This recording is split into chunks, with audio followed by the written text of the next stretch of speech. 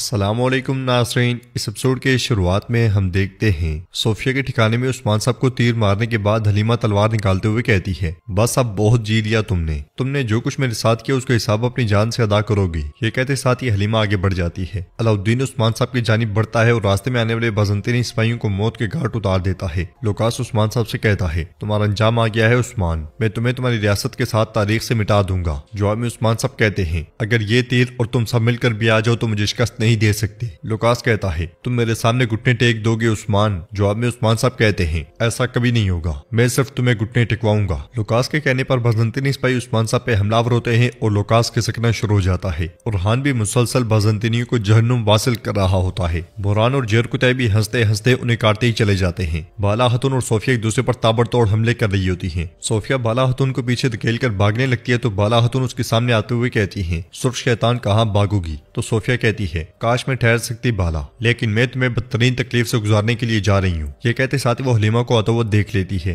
और तेजी से उसके पास जाकर उसे रुकते हुए कहती है, रुको पोइना रुको। अगले लम्हे वो उसे चौका पहना कर ले जाती है। ये देखकर बाला हतून उस्मान साहब से कहती है, उस्मान सोफिया भाग रही है। सोफिया और पोइना भागते हुए खुफिया रास्ते तक पहुंच जाती है और पोइना सोफिया से कहती है, मैंने उस्मान को मारा है। मैंने उसे मारा, हम क्यों भाग रहे हैं खाला, हम उसे मार सकते हैं। सोफिया कहती है, पोइना बहुत ज्यादा भीड़ है, मैं तुम्हारी जिंदगी खतरे में नहीं डाल सकती, हम बाद में उनसे बदला लेंगे। अगले ही लम्हे वो खुफिया रास्ते से नीचे उतर जाती है। उधर उस्मान साहब कहते हैं, बाला कोई खुफिया रास्ता होना चाहिए, वो दूसरी सूरत में बाहर नहीं जा सकते। उरहान तुम यहाँ संभालो। ये कहते साथ ही उस्मान साहब बाला हतून के साथ आगे बढ़ जाते हैं और उरहान एक हल्ले में कई बाज़ंतीनियों को काट डालता है। उधर लुकास भागते भागते उसी खुफिया रास्ते से नीचे उतर जाता है, जबकि सुरंग में सोफिया पोइना के साथ मुसलसल भाग रही होती है। सुरंग के रास्ते में पहुंचकर उस्मान साहब कहते हैं, तो तुम लोग यहाँ से भागे हो। हाँ, बाला हतून उस्मान साहब से कहती है, वो अपने साथ किसी को लेकर चली गई है, लेकिन मैं देख नहीं सकी। जवाब में उस्मान साहब कहते हैं, वो कहीं नहीं जा सकते, हम उन्हें फंसाएंगे। ये कहते साथ ही उस्मान साहब बाला हतून के साथ वहां से नीचे उतर आते हैं। सुरंग में लुकास भी मुसलसल भाग रहा होता है। भागते भागते सोफिया रुक जाती है और पोइना पूछती है, हम क्यों रुक गए हैं खाला। तो सोफिया कहती है, कोई हमारे पीछे आ रहा है, लेकिन वो नहीं जानते कि ये जगह मेरा ठिकाना है। ये कहते साथ ही वो बारूद को आग लगा देती है और कहती है, चलो पोइना सुरंग गिरेगी। ये कहते साथ वो आगे निकल जाती है, जबकि लुकास भी वहां से होता हुआ आगे भाग जाता है।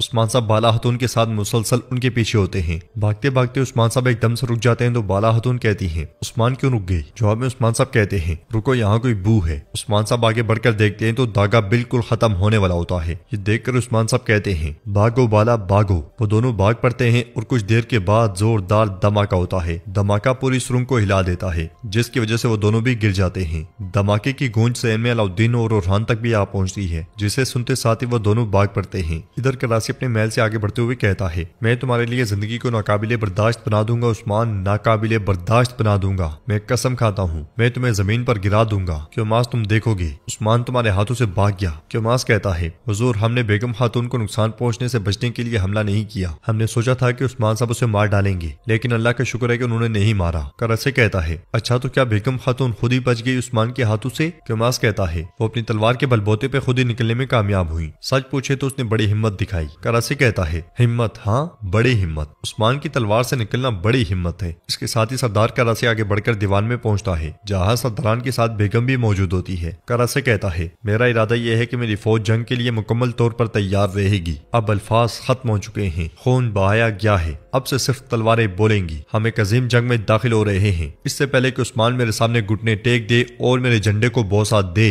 उसके अलावा जंग खत्म नहीं होगी। इन सरजमीनों पर जंग मैं शुरू करता हूँ और खत्म भी सिर्फ मैं ही कर सकता हूँ। इस वजह से ये जंग कहाँ पे होगी, मैदान का फैसला मैं करूंगा। ये कहते साथ ही वो खंजर नक्शे में गाड़ देता है और मजीद कहता है, मेरी फौज पूरी तरह से तैयार हालत में यासो के मुकाम पर पहुंचेगी। यह सुनकर बेगम थोड़ी परेशान दिखाई देती है। सुरंग में धमाके के बाद बाला हतून उस्मान साहब से पूछती है, उस्मान आप ठीक हैं। तो उस्मान साहब कहते हैं, मैं ठीक हूँ बाला, मैं ठीक हूँ। शदीद धुएं की वजह से वो दोनों खांस रहे होते हैं, इसलिए मैं उरहान और अलाउद्दीन वहां पहुंचते हैं। उस्मान साहब एक तरफ देखते हुए कहते हैं, ये जगह गिरेगी, भागो जल्दी। ये कहते और सुनते साथ ही वो सब भाग पड़ते हैं और भागते भागते बाहर निकल आते हैं। उनके बाहर निकलते साथ ही पीछे सुरंग गिर जाती है। ये देखकर उरहान कहता है, सुरंग में पहले से जाल बिछाया गया हुजूर। तो उस्मान साहब कहते हैं, सोफिया, उसका दिमाग शैतान की तरह काम करता है, वो हमेशा एक और मंसूबा रखती है। अलाउद्दीन कहता है, हुजूर आपके जख्म से खून बह रहा है, मुझे जख्म दागना चाहिए। तो जेर कुतै कहता है, ये जख्म हुजूर का क्या बिगाड़ सकता है, ये उनके सीने में सिर्फ निशानों में से एक निशान है। उस्मान साहब कहते हैं, मैं ठीक हूँ बेटा, मैं ठीक हूँ। अब उनके पास लेने को ज्यादा सांसें नहीं बची। लुकास का सर भी गिरने के करीब है, चलो अब कबीले चलते हैं। जब तक वो दोनों अपने सरों से महरूम नहीं हो हो जाते, अब हमारे लिए कोई नींद नहीं है, चलो। करासे महल से बेगम आगे बढ़ रही होती है और सीधी अपनी खादमा के पास जाती है। फिर उससे कहती है, करासे साहब ने अपनी जंगी तैयारियों को तेज कर दिया है, लेकिन मुझे उनकी करारगाह का इल्म है।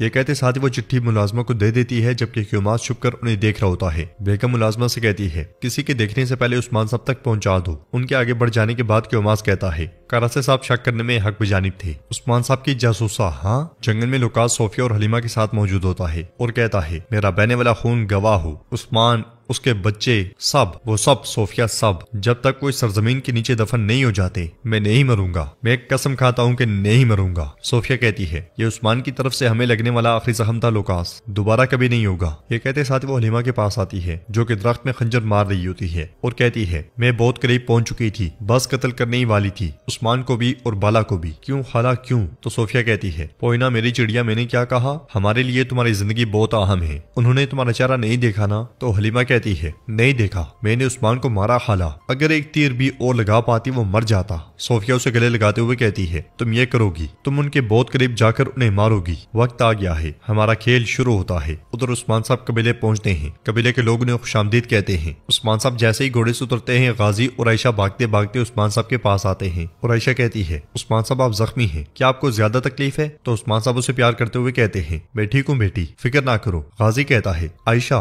तुम क्यों लोगों के सामने पूछ रही हो कि जख्म आपको ज्यादा तकलीफ देता है या नहीं? उस्मान साहब अजीम तरीन रियासती सरदार हैं, ये कभी अपनी तकलीफ वाजे नहीं करते। यह सुनकर उस्मान साहब कहते हैं, जरा बताओ तो तुम ये बातें कैसे जानते हो? गाजी कहता है, मैं जानता हूँ उस्मान साहब, मैं जानता हूँ, आज कौवे की खुराक नहीं रियासत की सरबराही है। उस्मान साहब कहते हैं, देखो तुम्हें ये कौन सिखाता है, क्या जरकुतै तुम? जरकुतै कहता है, जो लोग बेड़ियों के साथ वक्त गुजारते हैं वो सीख जाते हैं हुजूर। सरोजा पूछता है, हुजूर क्या सोफिया या लुकास के बारे में कोई मालूमात है? उस्मान साहब कहते हैं, हमने सोफिया के ठिकाने पर हमला किया, उसके सिपाहियों को तबाह बर्बाद कर दिया, फिलहाल वो भाग गई है, लेकिन सोफिया और लुकास का खात्मा जल्द होगा। उनकी शराकतदार करासे साहब भी अपने किए की अदायगी करेंगे, बिल्कुल फिक्र ना करो। ये कहते साथ ही उस्मान साहब सरदारी खेमे की जानिब बढ़ जाते हैं। उधर क्योमास करासे के पास जाकर कहता है, आप अपने शक में दुरुस्त है हुजूर, बेगम खातून ने अपने साथी के जरिए उस्मान साहब को खबर भेजी है। करासे खड़े होकर कहता है, तो शुरू से ही गद्दारी कर रही है? हाँ बेगम खातून, अगर मैं भी करासे साहब हूँ तो ये तुम्हारे तक नहीं रखूंगा। ये कहते साथ वो सामने मौजूद मेज उलट देता है। क्योमास कहता है, क्या हम बेगम खातून की साथी को मार डालें इससे पहले कि वो उसके पास खबर लेकर जाए हुजूर? करासे कहता है, नहीं नहीं नहीं, ना तो उसकी साथी ना बेगम खातून को नुकसान पहुंचाएंगे। वो सोचेंगे कि मैं नहीं जानता। मैं बेगम की बदौलत उस्मान के लिए एक ऐसा जाल बिछाऊंगा कि वो जल्दी अंजाम को पहुंचेगा। तो नाज़रीन, इसके साथ एपिसोड भी इख्तिताम पजीर होती है। अगर आपको वीडियो पसंद आए तो वीडियो को लाइक कर दें, चैनल को सब्सक्राइब नहीं किया हुआ तो सब्सक्राइब करने के साथ साथ घंटी वाले आइकन को दबाना मत भूलें। इंशाल्लाह मिलते हैं नेक्स्ट वीडियो में, तब तक के लिए रखें अपना और अपनों का बहुत ज्यादा ख्याल। अल्लाह निगहबान।